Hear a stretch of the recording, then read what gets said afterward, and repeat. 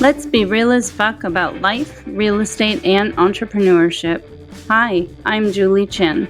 You can call me Jules. The Real as Fuck brand is all about providing tools and resources to help new and struggling agents succeed.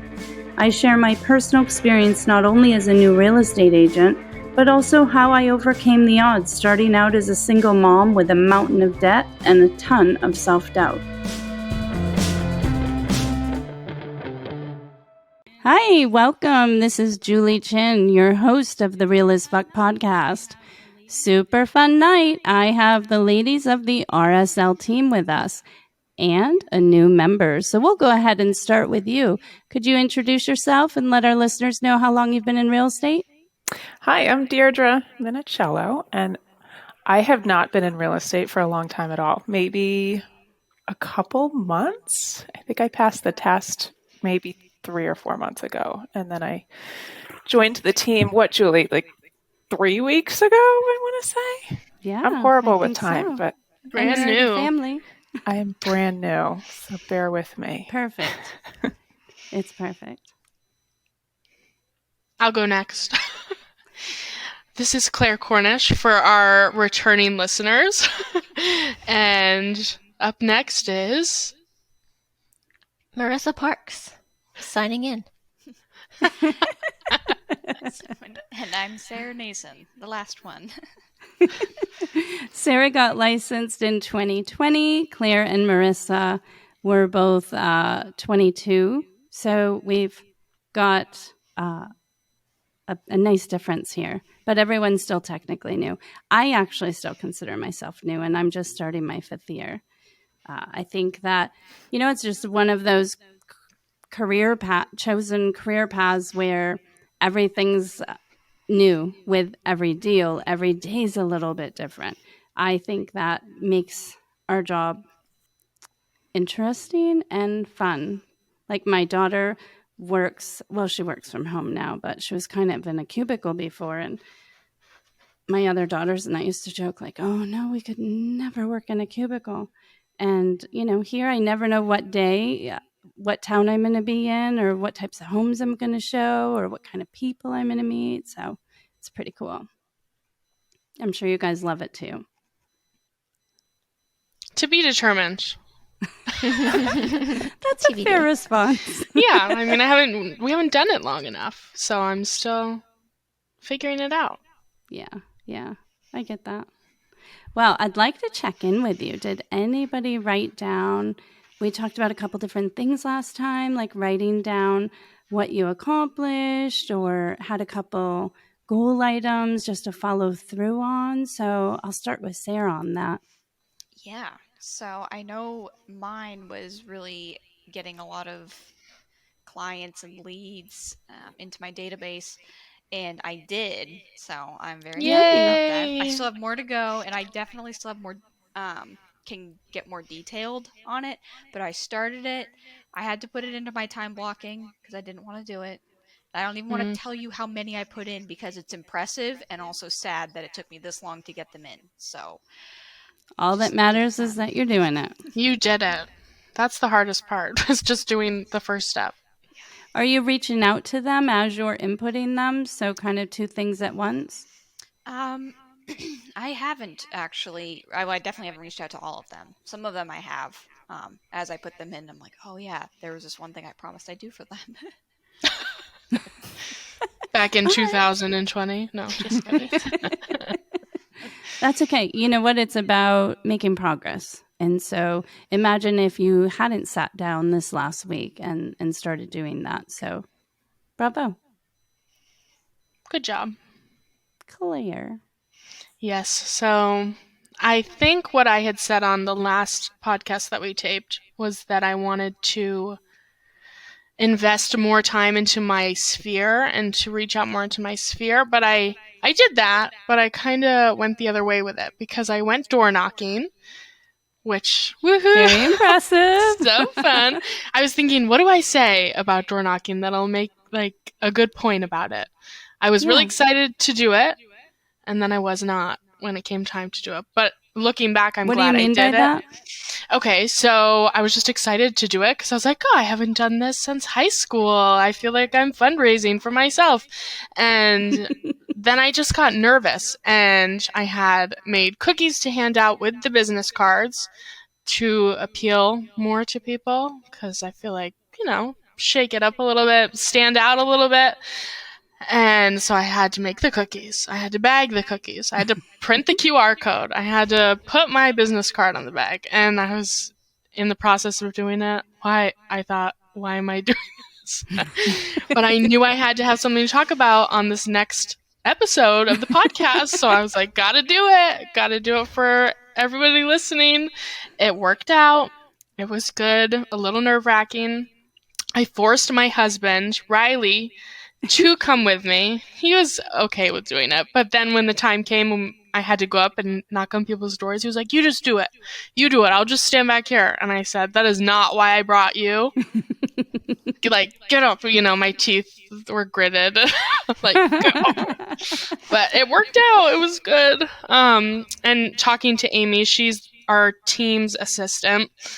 And just going over the whole thing in our weekly goal session, and it came out of my mouth. I was like, I'll do it again. And then the second I said that, I was like, oh my gosh, why did I say that? Right. Because she will hold you to that. I know. And she did. She wrote it down in our email and in our notes. I was like, oh boy, here we go. It'll be great. I stepped out of my comfort zone. I did what I said I was going to do. Love that. And that's what is important. So yeah, there you go. So I want to take it a step Yeah, thank further you. for people listening. I'm starting my 5th year. I've never door knocked. So my first question would be, oh, okay, what'd you say? Right? Yeah. Like I'm going to, because I feel like it'll be like picking up the phone and everybody's experienced it. You could be calling someone it could be a family member, really. It could be anybody. And you're just calling because you feel obligated. And you're like, oh, hope I get their answering machine or their voicemail. So I know. I'm sitting here thinking like, okay, you're walking up, you're ringing a doorbell, you're door knocking. Then what? Good question. Valid question, because I thought about it for a long time leading up to it. Knock on the door. Best case scenario, they don't answer, right? And I just get to leave the thing on the porch. But that did not happen the whole time. No, that's bad. There'd be ants all over it. And then that's a negative. I mean, I would put it in their mailbox. They would be fine. They would get the message. But anyway, I was thinking about it and listening to what your advice was. And of course, the way I meant to say it didn't come out the first couple of times because I just sort of word vomited every time. I was so nervous. Yeah. Nobody knocks on doors anymore. What am I supposed to do? But I said, hi. I hear an echo. That's why I'm listening to myself. I don't like it. Yeah. Let me see. Well, you We'll go try ahead. that. I'm going to look around and see if I can find it. So I would say, hi, I'm Claire. I am a new agent, which, we're all new, but it's been a while. And I just wanted to get my name out in the community. And do you want a cookie? No, but seriously, I pretty much just said, I'm Claire. I'm a new agent. If you know of anybody looking to buy a house or that wants to sell their house, could you give them my card? Could you give them my name? And the people that I did talk to, they were like, absolutely. They were so nice about it. And we had a good conversation. I had a lot of conversations just about real estate. And I think that made it easier. It was more natural instead of just going in and being like, hi, I'm thus and such, and this is how long I've been in real estate, and please help me sell a house. So it was good. It was really nice just to take a breath and a step back and just have a conversation with people in the community. It was really good. So it just goes to show you we need to push past the fear. We need to set limiting beliefs aside. Because what's the worst thing that's going to happen, right? Right. And of course, you jump to the worst thing that's going to happen. You're like, they're going to yell at me. They're going to chase me with a gun. Wow, yeah, that's definitely on the extreme that's side. what I was That hadn't occurred to me. Well, I think some things that I'll do sometimes when I get super nervous on something like that is you think, okay, so what's the worst thing they could say to me? Leave? So you're Like, prepared. Well, but then, I mean, that's no better or worse if you hadn't even gone, you know? And I thought this the first time when I had to have conversations with people. Granted, I have not door knocked. I have cold called before. And I thought, oh, they're going to think I'm so awkward. What if I stumble over my words? Never have I answered the door to somebody or taken a call from someone and afterwards I was like, oh my goodness, they were so awkward. I can totally tell these people. But we think that when we're on that new end thinking that's how people are going to be judging us. But then you think, how many times have I actually judged someone that way? You really don't. It's kind of just some irrational thinking that you start to put on yourself. Yeah, I feel like it's a very small percentage of the population that has that type of reaction and judgment based on one interaction with somebody. Yeah, and I was thinking, I haven't done cold calls yet, but me and Marissa are planning on doing that sometime. And you can get Deirdre in that now. Yes, we can. Yay. I might need a little guidance around that one. But... We've never done it before, so we'll just figure it out together. We're all newbies on that one. But I was just thinking about, okay, if I've done door knocking, cold calling can't be that bad. And also, I used to work at a doctor's office, and I did get some nasty people on the phone sometimes. So it's better than being face-to-face with somebody. Okay, so I will put my hat in the ring because I've never done it either. Yeah. It's funny because I keep putting myself up there for these things that I said in the beginning in 2018 to the productivity coach. Yeah, I'm not doing that. I did that. I didn't mince my words. I just literally said that, and I meant it. But I don't know. I think safety in numbers. We got this. We'll figure it out together. And then, we could do a shared screen and, whatever. Or if that's too much pressure, whatever. If one person's rude to one of us, it's like they're rude to all of us if we're all listening. Yeah, but then we have support. And then we can have a chat. Cry. Have a cry. That might include words. Not nice words. No. Yeah. How about you, Marissa? For goal? Is that where we're going? Okay. So I didn't write them every single day, like what I was doing, but I did sit down and honestly map out everything I'm doing in a week. So for me, I always track like the speech therapy things. I know what appointments I have when, and that's all in there solid. But what I haven't been doing as much is actually writing down all the things for real estate. I know that, this is real estate block. This is, I might sign up for specific classes and things like that, and those go in the book. But when I laid it out on my computer and I had all of it all together, so I had personal stuff, speech stuff, and the real estate stuff. And it made me feel kind of better about feeling so tired all the time, if that makes sense, because I'm like, oh, I'm doing quite a bit.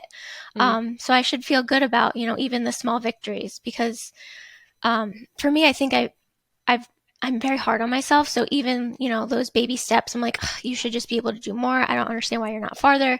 You've been at this almost all year. But I think just giving myself some grace and realizing it's going to take time, and that's okay. There's no deadline or anything like that. So, other than the ones that I put on myself. Right. As long as you're making progress and taking those baby steps every day, what you don't want is, I would say, not unless you're on a vacation, like a legit vacation, you don't want 2 days and consecutively going by without doing work on your business. And that's what's really important, is that you view this as a business. This isn't a side thing you're doing for fun. I mean, you studied your butt off, passed the exam, you're spending money every month. Oh, yeah. So you want something out of it. For sure. Yeah. Deirdre, I know you're just joining us for the first time with this podcast. So what would you like to follow through on moving forward? And I think I actually already know what your answer is. You know what I'm going to say. You have a big item coming up. I do. So I really want to get licensed in Maine. I got licensed in New Hampshire first, but I live in Maine. So obviously I want to be licensed in Maine. So that's my goal right now. And when I was starting out, I didn't know, I knew I wanted to be licensed in both states, but I didn't know which one first, or even if it mattered which one I do first. Because obviously I would have gone with Maine first. But I spoke to somebody who was in the field, and he said, no, definitely, 100%, go for New Hampshire first, and then go to Maine. And I didn't really know why, but I just said, was going to okay. say, why is that? Right. I didn't really know why at the time, but I just believed him because he sounded like he knew what he was talking about. So I got licensed in New Hampshire, and now I'm shooting for Maine next Saturday. I'm going to be doing the test. Great. But I figured out, so he ended up being very right. So I guess in Maine, if you want to get licensed, you have to do a 55-hour course, and then you get a grade, which has to be 75% or higher. If you do it in New Hampshire, it's only a 40-hour course. So that's a bit of a difference. And there's no grade. You just sort of, as long as you complete the course, to the instructor's satisfaction, then you get a course completion, certificate or whatever. Oh, wait. So what you were saying, I think it didn't register. You have to finish the real estate class with a specific grade? Correct. In Maine, you do. Right. I know. We're all like, bizarre. Wait, what? I know. No, isn't thank it? you. Yeah, right.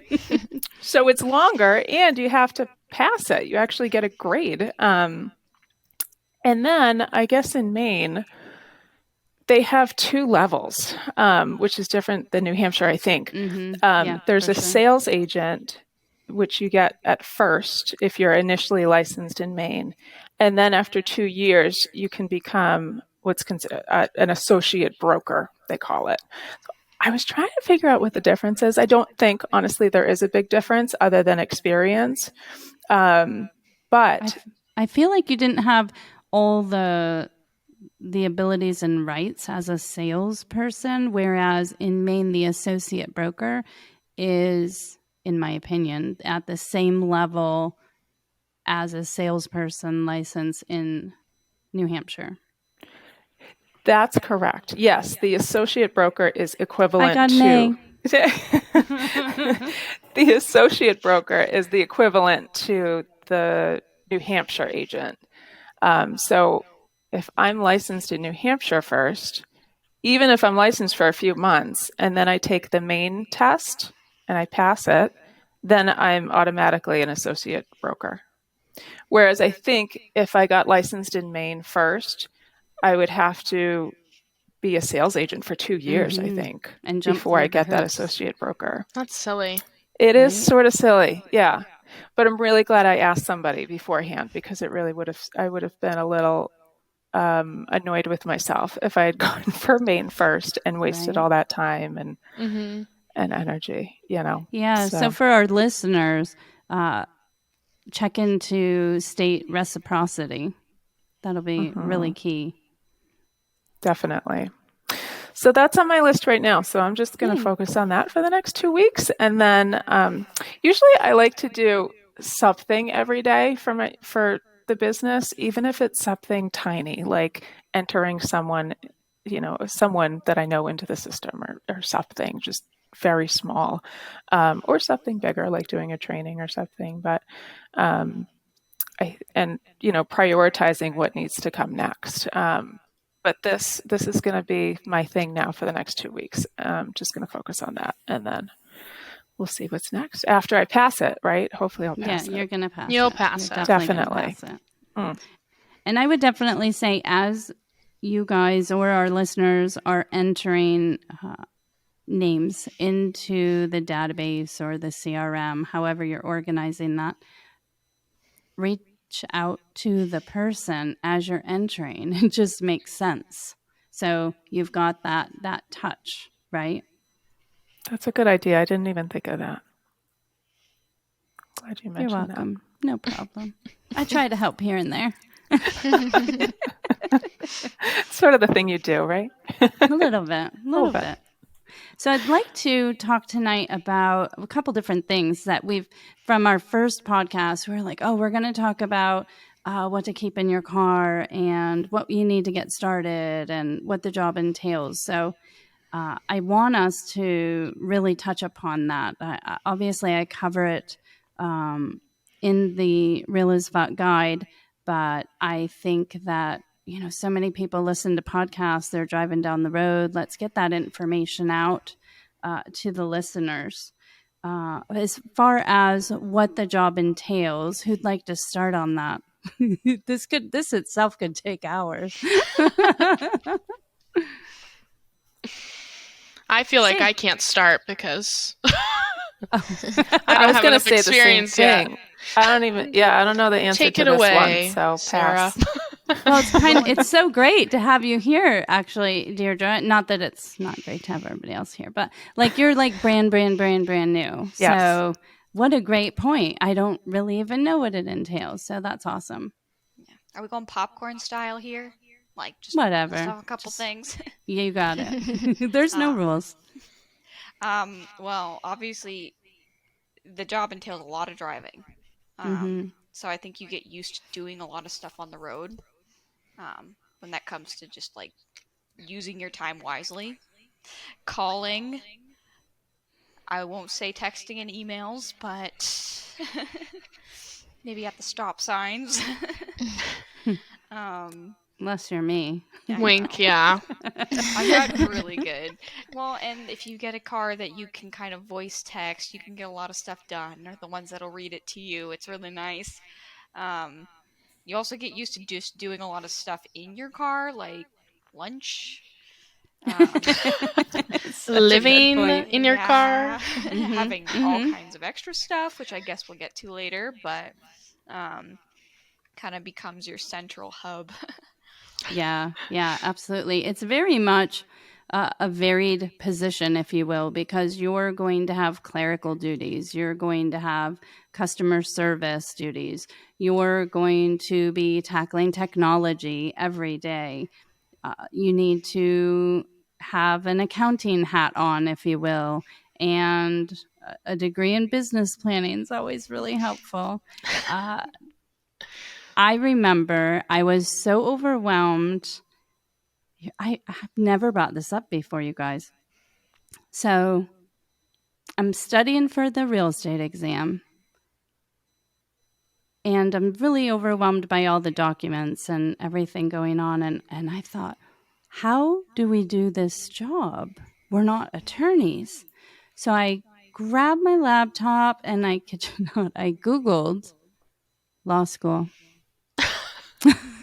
Online law schools because I was so scared about actually doing the work.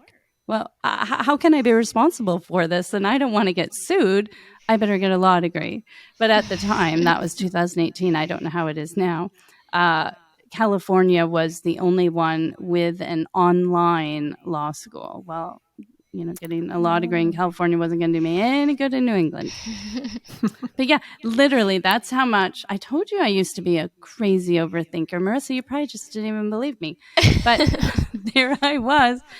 I was all hell-bent all of a sudden. Okay, now I'm going to get a law degree too. So, I just graduated college that month in March of 18 and passed the real estate exam. And then I'm looking up a law school just so I can do the job.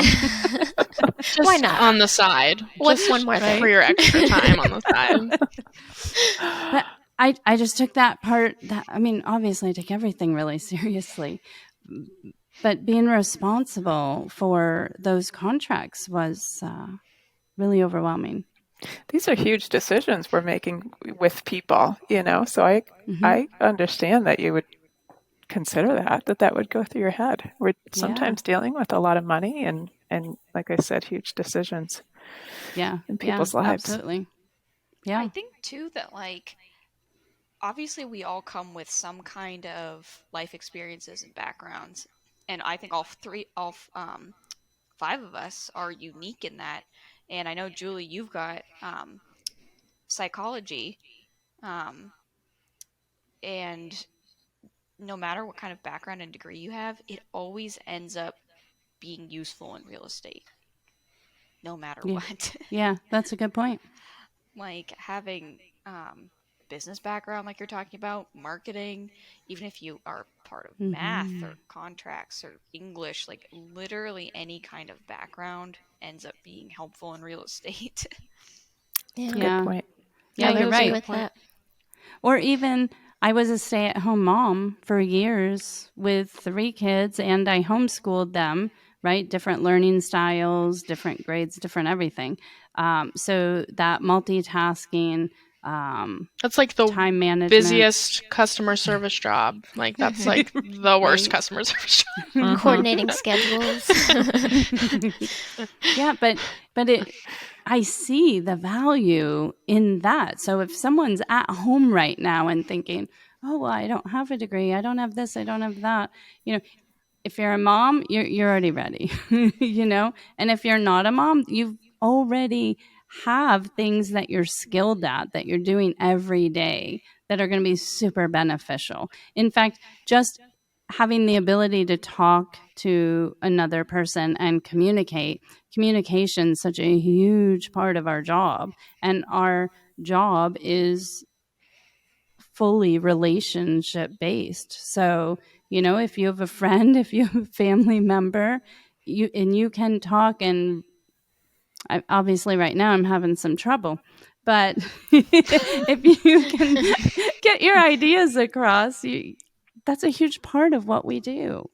Just listen. Brooke Silva was on the other day on our podcast, and she said, just be real, just be human, be communicating. You're in a relationship. Yeah, I think that's a huge part of it. And I would definitely wholeheartedly agree. Anything and everything you can think of that you're doing now, I guarantee there's something in real estate that you can apply that to. Because even for me, I never in a million years would have, obviously saw the connection between speech therapy and real estate, but there's the communication aspect, which that's probably, on the surface more obvious, but even in the past few weeks, I've just been noticing more parallels. Like Sarah, when you said driving is a huge part of the job and basically living in your car, eating in your car, I did early intervention for quite a few years after grad school. So that part of the transition for me was oh, okay, this is a thing again. Whereas, the documents and things like that, that's always been scary for me. Even from a speech therapy standpoint, I've always been afraid of being sued and all that stuff. So the documents in real estate, naturally that part was scarier for me. But that's why we have teams and brokers that we can ask questions and things like that. So I surprisingly did not Google a law degree after that. So. Well, and like Sarah mentioned, marketing. How could I leave that one off? That's huge. That's a huge one, yeah. Yeah, that's an everyday item with social media platforms and, connecting with others. And, moving along, let's discuss what people need to get started. And I bring this up because a couple of years ago, I became aware that not some certain things I just think are common sense. And I was talking to a new agent, and they they didn't have a printer and they didn't have something else that's like super, super necessary to the job. It wasn't a cell phone. I've been trying to remember today what it was, and it has just escaped me. So just us having that convo, so that new agent, maybe it's someone listening right now who's actually in the real estate class, right? They're not even past the exam yet. And talking about what you need to be thinking about, whether it's, purchasing items or what you need to have in your house, like just to do the job. Yeah, I can go first on that one, because when you're talking about the agent that didn't have a printer, it sounds like me. I did not have a printer for a while. You're new. You're like new to the team. I know, but I was just like, oh yeah, that sounds familiar. So I was mooching off of Julie and her printer for a little bit there. That's okay. Alicia did too. I was happy to help. Yeah, thank you. So that would be a big thing. Get a printer. And I just was like, I'm spending so much money already. I can't spend another $200 on a printer. No, I'll go to the library, But that's not very convenient. Just saying. If you want to do that, good for you. But it would just be easier if you saved $10 a week now to go towards a printer, because you'll need it. And then the other thing, I did all my classes at our kitchen table in very uncomfortable chairs. And so I was waiting to get a desk. And I thought, well, if I get a desk, I'll be so productive. You will not be. So just do the work where you're at now. But I did get a desk. It changed my productivity for like the first week, I guess, and then I plateaued out. So it helped a little bit, but it doesn't make a big difference. Yeah, I was like, oh, desk, a home office. So definitely.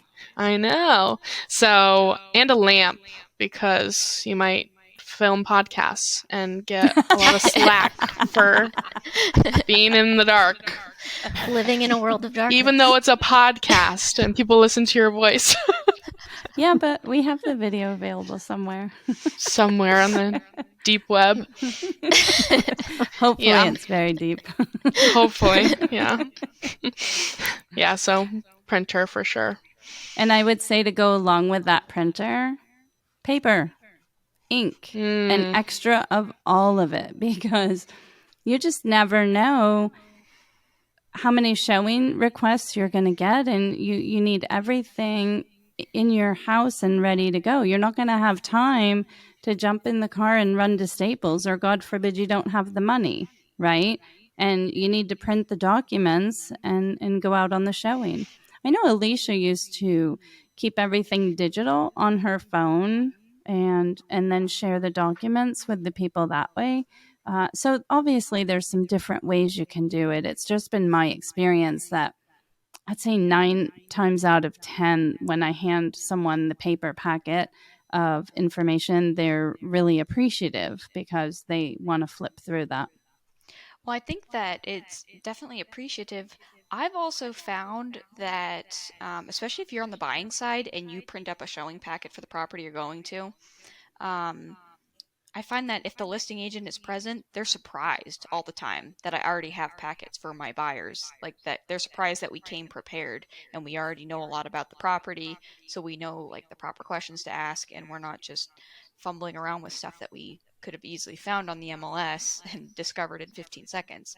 So I think that that really helps you too on the professionalism side as well. It's just such a small thing that you can do. For sure. And here's the other thing. Here's a side thought I have had since day one. Well, whenever day one was of actually starting to show properties. Why would I want the list agent to hand my customer or client their packet? It's going to have their contact information in it, not mine. So that's what's going to be on the customer or client's coffee table, right? I mean, I guess with a client, there's some protection level in there, but I just don't view it that way. They need to be seeing my face and having my information on everything. That's what I was thinking too, because I know there's been a few times where there wasn't documents on the MLS, so I had to request it from the agent, and they'll send me their packet with all of their contact information and things like that on it. So It's just interesting. Yeah, don't include it. Just I usually print a different version. yeah, right or wrong, I usually like I redo the PDF basically, and I just cut that one out. Yeah, and put mine in. absolutely. I've been in a showing, and the list agent sees that I have paperwork in my hand and that my client or customer has paperwork, and yet they still try. And I'm like, oh, we're all set. I've already included all the documents. Save trees. Save your paper. Save that for someone else. Paper and pens. People don't really think about that, but if you're starting from scratch, that's what I want to be cognizant of right now, is really thinking down to the basics, right? So paper, pens, ink, computer paper. Buy it in bulk too. I just finished up an entire box of like the ones that I never thought I would ever use all that much paper. I did. Yeah, right. A headshot. There's a couple things that people feel differently about. The headshot, business cards. I don't know why, but these are, especially the business cards one, that one's a little bit controversial. A headshot, you know what? If you don't have the money to go get a professional picture, then, have your girlfriend, boyfriend, husband, wife, whatever, children, like someone use. These cameras today, right? Our phones, they've got so many cameras in them. So my suggestion would be, go that could be okay, but pay attention to the lighting, pay attention to the background. You wouldn't want like a whole bunch of papers or a sign that says "fuck" behind you. That would be very professional. For the everyday real estate agent, though. Yes, it would. Yeah. Which is fine for this. There's also a lot of I've noticed, and it can't just be in our area, but I noticed a lot of affiliates, particularly like lenders and title companies, will oftentimes hold free headshot sessions. So you can always look for those in your area too, and that's a good way to start connecting with some people. So yeah, that's a great point. How do you guys feel about business cards? This came up yesterday in a meeting, and they did a little poll, and people voted for the digital business card. And I have a very strong opinion about this, so I'm going to hold it for a second. It's the first time hearing of such thing. That makes me feel really old, but I didn't even know that was a thing. Yeah, 2023? Yeah. Ancient. Should know what that is. Should know what an NFT is too, but I don't. Wait, what's an NFT? What's an NFT? No, let's not go down the hole because it will get very confusing for me. I like the business cards. I like being like, here you go. I can't even listen to you because all I can think of is, what is NFT? Can I grab my phone and Google that right now? Or will you guys all notice? Like, that's where my brain is. All right, fine. Go ahead. You're going to be even more lost. Yeah, I'm serious. It'll go down a very deep rabbit hole if we start talking about it. Just Google it. Goes. Okay. She'll be more confused. Okay, anyway, go ahead with your business card. Like I was saying, I like giving people a card. Here's my card. It's my name. And our business cards are so cool. Shout out to those people. Moo.com. Moo.com. Yeah. And April and Buck with Omnitizing designed them for us. So a little plug for them because they're so really nice. Great work. I do love our cards. And they withstand the wash, right, Julie? I think you told that story before. Yeah. I had a client tell me that. Durable. Made it through the washer machine. Mm-hmm. Wow, that's impressive. Yeah. Your electric business card would not survive the wash. Good point. That's a good point. Be gone. But does anyone here prefer the like an electronic version, or think that like a card stock business card is outdated, antiquated, if you will? I think for me, I like the hard copy. I don't know if that's old school or not, but if it's just floating around on the computer, I will probably forget about it. So if it's not, right there, I mean, granted, you can lose the business cards, but I don't know. I know a lot of people will like have a whole binder of business cards. That's like beyond my organizational level, but I have heard of that. And my neighbor, actually, that was his first piece of advice for me when he found out I got my license. He's like, have business cards in every pocket of every jacket and every bag you carry. Always have business cards. And I did do that for a while because I thought he was going to test me at some point, and then he didn't. But I should probably get back into that. I love that. What do you think, Deirdre? Oh, sorry, Sarah. Oh, I'm just jumping in things. Whatever. Just ignore me. No, I agree. That's it. Thumbs up to business cards. I vote. Try again. I'm pro business card. Yep. Pro business card. And Sarah, what do you think? What do I think? Yeah. Well, I'm confused with the digital business card because I consider myself relatively tech savvy, and I don't have anybody's digital business card, and I don't know where I would store it. Is it if that becomes an app or a trending thing, that might change, and that'd be great because it'd be cheaper. That's actually a great app idea, Sarah. That Yeah, is. someone work with me on that. Yeah. Oh my So gosh, I feel that's like such it a good exists idea. already because Really? So, Alicia she didn't know it, but she set out to change me completely. And so I remember her taking my phone. I don't know where it is in my phone, but she took my phone and she put something in there and told me that I had a digital business card. So when I meet someone, all I need to do is present my phone. And maybe there was a QR, knowing her. I mean, she just is so good at creating all these things. So anyway, that is somewhere in my phone. And then somehow you can do that with someone else and capture their information.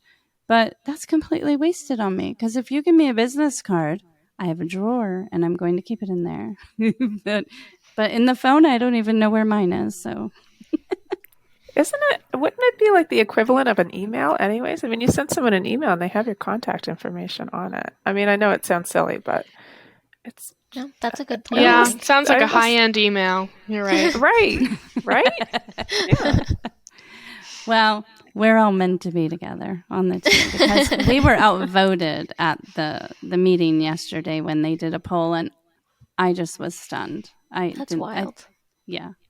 And I've heard it since I joined Keller Williams, actually, that you didn't need a business card. But I just feel very old school. I think it's okay sometimes to be old school because I think that for some people that would be a lot more receptive. I mean, think of all the old people in the world. They are not going to know how to access that. Not just old. Should we ask what age you think is old? Because, I know my kids think I'm old. I'm thinking older than 80. Like, I'm thinking of the elderly. Oh, you're such a nice girl.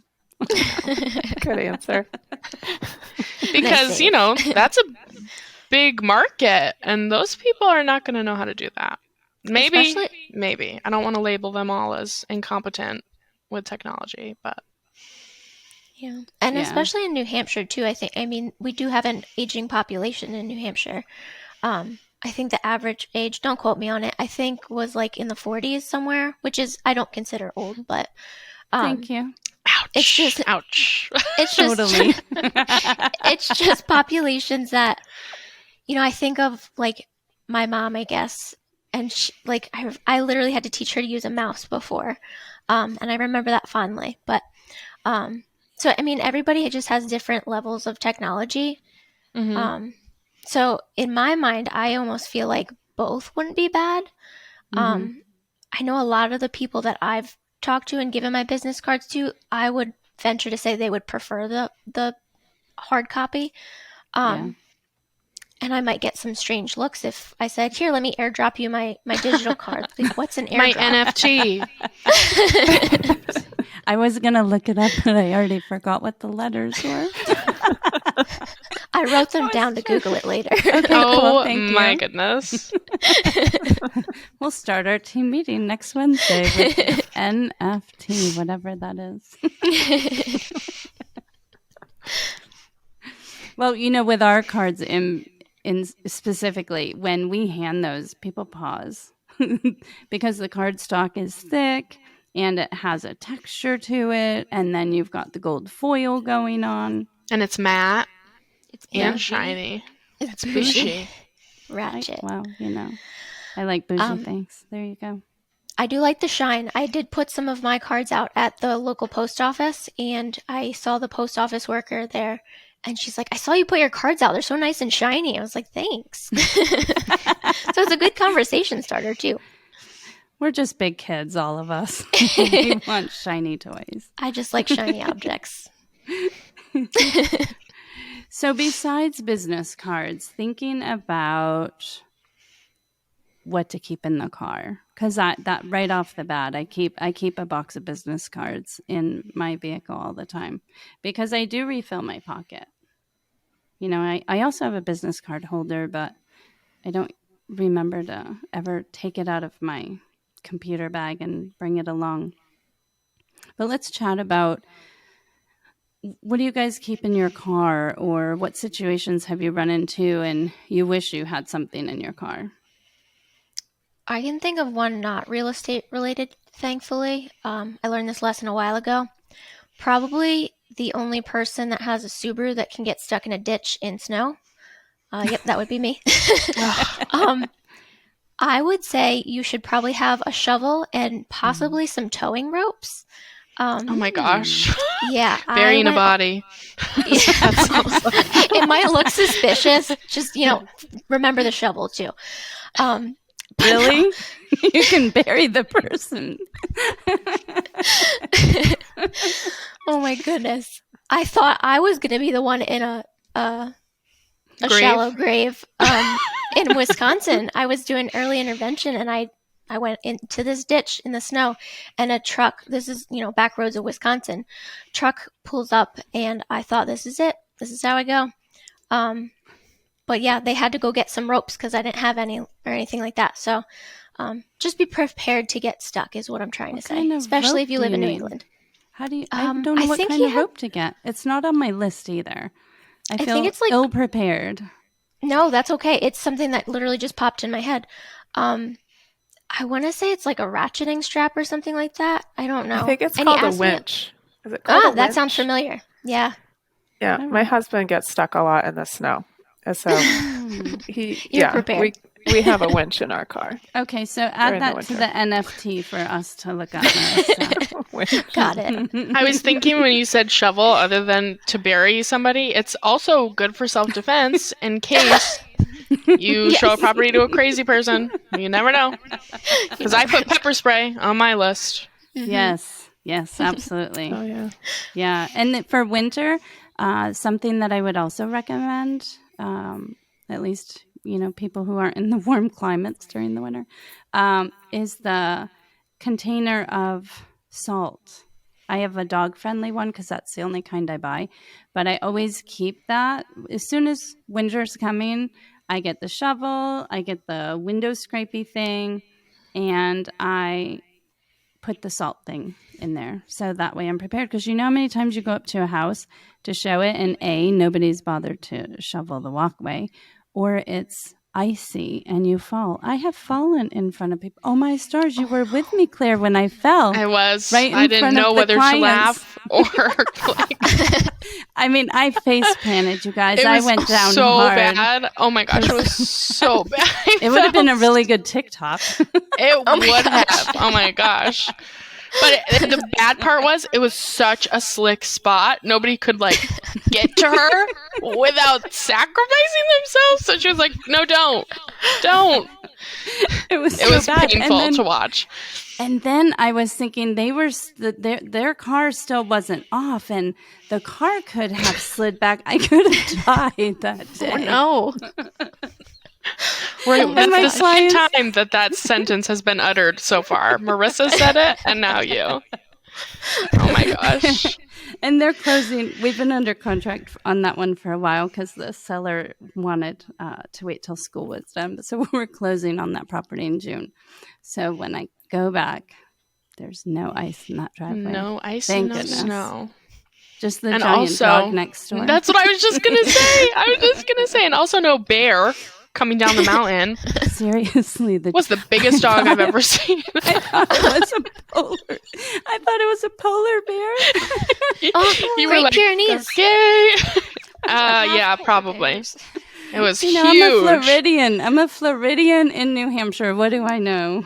I didn't know what it was. Are you kidding me? And your buyers had a dog with them too. Yes. So, that and that was could've like been a normal sized dog, but we're like, oh boy, there's this random dog coming down the hill. Oh boy. Don't run, but I wanted to, Yeah. He sounds like he was a Great Pyrenees. They're huge. Definitely polar bear size. Yeah, sounds like it. Yeah. Mm-hmm. Yeah. Well, that was. So look, for showings, you got to experience something funny because it wasn't you on the ground. So I it felt can be bad. funny. It's okay. So did I, and I hurt for days. Oh no. But I can still laugh about it because I'm of an age that I can just laugh now. I'm going to do something stupid. I'm going to fumble with my words. I'm definitely going to trip. These things are happening. And I always tell clients when they want to follow me to homes and I'm driving, follow at your own risk because I'm also directionally challenged. So I'm going to probably turn around in the middle of a road where you're not supposed to multiple times while we're trying to get to a home. I'm better now, but wow, in the beginning, I was really bad. And I couldn't even get to the house. The GPS wasn't working and there was no signal. And I kid you not, the client they were at the house already. They left and went looking for me and found me on the road, and I got to follow them back to their house. I just was crying. That was just so embarrassing. Yeah, so I've done it all. Okay, so outside of winter, let's see, zip ties. Zip ties are important, and that doesn't really go along with the shovel in the sense of like a forensic file thing. Zip ties, I never knew what they were for. So that is why I'm covering this. Because people just throw stuff out like, oh, yeah, you need this, this, and this. And then, I wouldn't want to ask them like, well, what would I need that for? That makes no sense to me, right? Well, it's because when you have the sign on the frame and your sign is out there in the elements, if you have the little holes in the sign and it's in the frame, right? So it's two pieces, and then maybe a rider. Those holes can break apart. So I can't tell you how many signs I've found down a road and my frame's still in the ground, but the sign's long gone. So the zip tie, you just put it through the hole and attach it to the frame, and then you have a better chance of coming back and finding your sign intact. So zip ties are really important, very, very helpful. So along with that, then, you need a pair of scissors because, right, you're going to do the zip tie and then it's going to be 4 to 6 inches long. It's going to look stupid. So you want to snip that off, not leave it on the ground. You want to get that plastic and put it in your car so you're not hurting any animals. So that's my little environmental spiel there. But it's actually really important to me. Let's see. I have tape, light bulbs, a clipboard. Probably a flashlight too, right? Yes, absolutely. Flashlight's super important. I have one of those things for pet hair. Good idea. I use that more than I want to admit. Right? You always discover that when you're running close to late and out the door. Yeah, absolutely. 9-volt batteries, I think, are super important because when you're having an open house, for example, their smoke detector might be chirping. And then I just want to grab a sledgehammer and knock it down off the ceiling. So the 9-volt batteries are super helpful, but the problem is if it's a vacant home and you can't reach it, then that's a problem. And, you need a U-Haul attached to your car to have absolutely everything, right? And you could pop a ladder in there. What else do you guys keep in your car? Besides snacks and water are hugely important all the time. Tape measure. I use that a lot. Give that to clients, especially if we're at the inspection or whatever. That's a good time for them to measure rooms, do their due diligence, see if that's a great idea. Stuff's gonna fit. Yeah, I'll do a marble or a tennis ball, so you can check the levelness of a floor because so many people I think the floor is slanted, and then it becomes a big focus. So, whoops. Sorry, Phil. I hit the mic. Whoops. Toolkit, I think, is good. Like, I do keep a small sledgehammer in my car because I can't get those signs in the ground. I mean, some people are at other types of brokerages where they actually have somebody go out and install your signs for you, but we don't have that, so I have a sledgehammer. So I guess that's a pretty good weapon. Hey, I'll do it for you for $5. I think realtors have a lot of weapons from the sound of it. And the zip ties, you said not forensic file, but thinking about it, after you pepper spray an assailant, you can zip tie them up real quick because, Or a dog. And then dig the hole. Mm-hmm. Hide them there and call the police with the coordinates. Yeah. WD-40. That's another good one because squeaky doors are super annoying. And that way you can kind of limit what is annoying people as they're walking through the property. I think a pair of waterproof boots is important, Yes. especially if you're going to be walking land and other things. So Absolutely. Absolutely. Ooh, Toilet umbrella. paper. Oh, umbrella. Excellent. Toilet paper for When popping nature a calls. squat. Well, up here, we end up in vacant homes and someone will need to use the bathroom. And if it's not winterized and the water's working, you can have toilet paper available so they can use the bathroom. Yeah. I have a question about that. If any of you have had the experience of going into a home, using the restroom, only to find out that the water had been shut off? Has that ever happened? My first few months of being an agent, yep. I drove like 3 hours to a property. And back then I drank about 1.5 gallons of water a day. I hadn't figured out, Jules, don't be drinking a lot of water on a drive day. I didn't know that. And I couldn't find a place to stop anywhere because it was out in the boonies. And so, yes, that is what happened to me. And I am not proud of it. And there's nothing I can do about it. Lockboxes.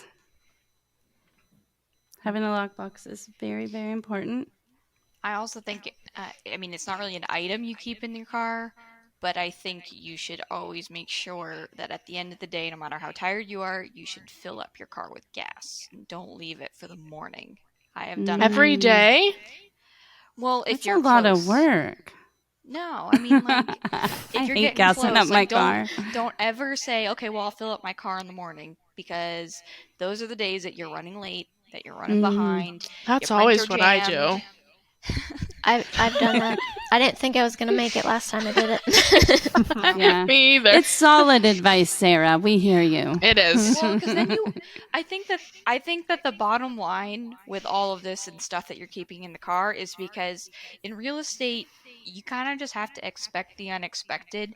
We're driving all over, and even though we know our towns and we learn our roads well, maybe I'm still learning them. Same. The thing is, you never always know exactly where's going to be the next gas station, where's going to be the next restroom.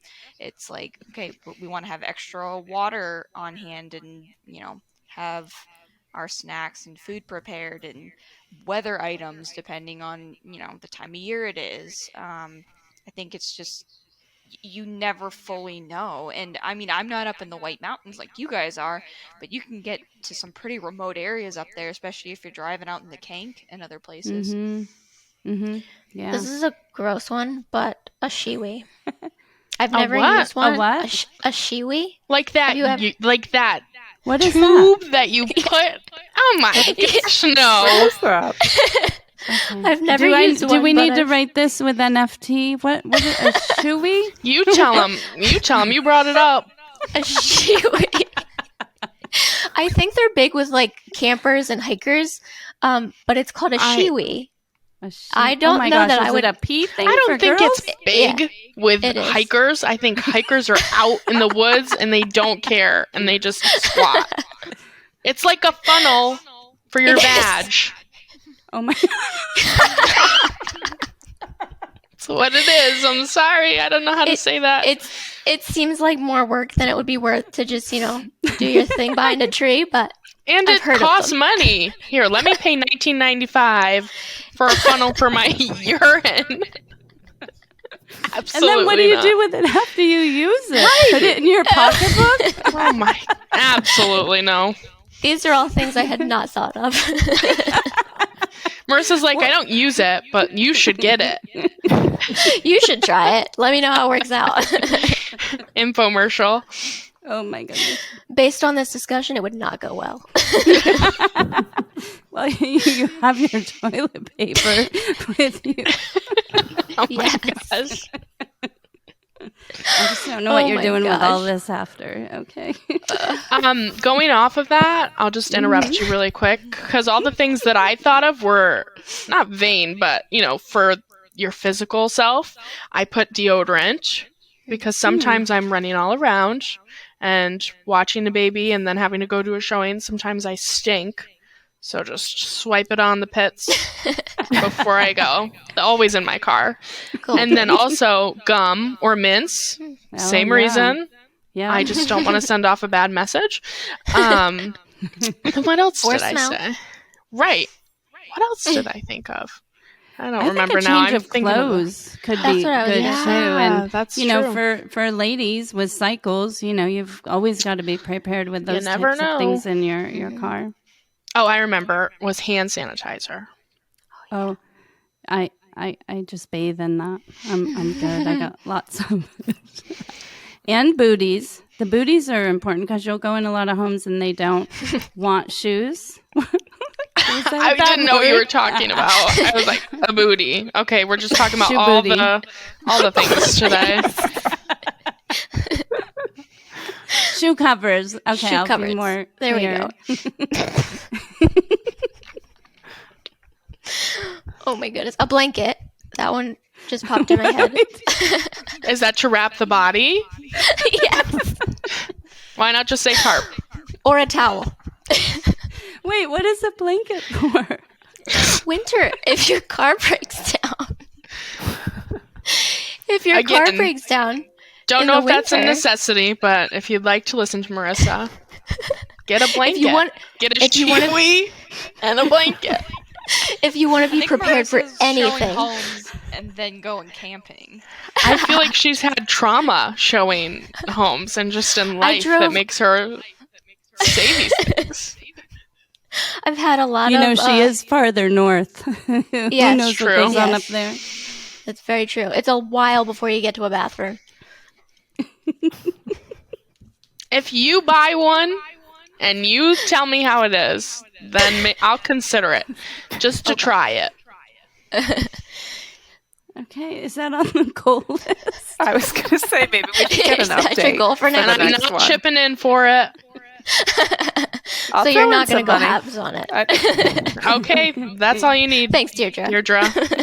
Imagine putting that on your business expense as tax. Oh my gosh. Oh my gosh, you'd get audited immediately.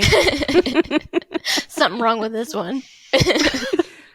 Oh, well, this has been very fun, girls. I really appreciate all of you. And I can hardly see because my eyes are literally full of water from laughing so hard. So thank you for that. And I really appreciate all the value that I feel like we've given tonight to the listeners, hopefully. And a good belly laugh. So. Right, absolutely. But Sarah pointed out, like, hey, on that first podcast way back when, you mentioned we were going to cover XYZ and we never got to it. So tonight, done. Check off the list. Oh boy, did they get their money's worth today. Mm-hmm. Goals met. Thank you so much for being here, everybody. And listeners, please check us out online, all the social media platforms, Real AF Program.